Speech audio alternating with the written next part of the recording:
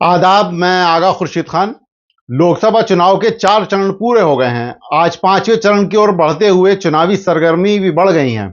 एक तरफ सत्ता में बैठी भारतीय जनता पार्टी अपनी जीत की हैट्रिक लगाने की जुगत में जुटी हुई है, तो वहीं दूसरी तरफ इंडिया गठबंधन के सामने भारतीय जनता पार्टी को रोकने की चुनौती है।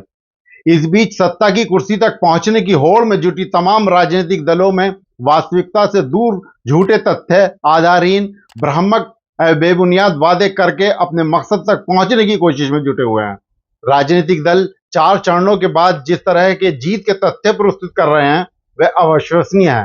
कांग्रेस अध्यक्ष मल्लिका अर्जुन खड़गे ने दावा किया है कि लोकसभा चुनाव के 4 चरण पूरा होने के बाद इंडिया गठबंधन मजबूत स्थिति में है और 4 जून के बाद सरकार बनाएगी। इसी तरह ममता बनर्जी, अरविंद केजरीवाल, अखिलेश यादव ने भारतीय जनता पार्टी की करारी हार की बात कही।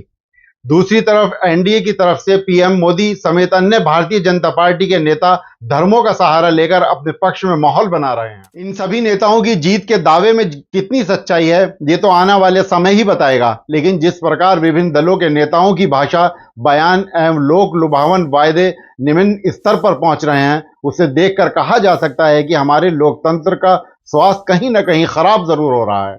भारतीय जनता पार्टी ने 2014 के लोकसभा चुनाव में देश के युवाओं को 2 करोड़ रोजगार देने की बात कही थी, लेकिन मौजूदा समय में देश के युवा बेरोजगारी जैसी बीमारी की जकड़न से जूझ रहे हैं।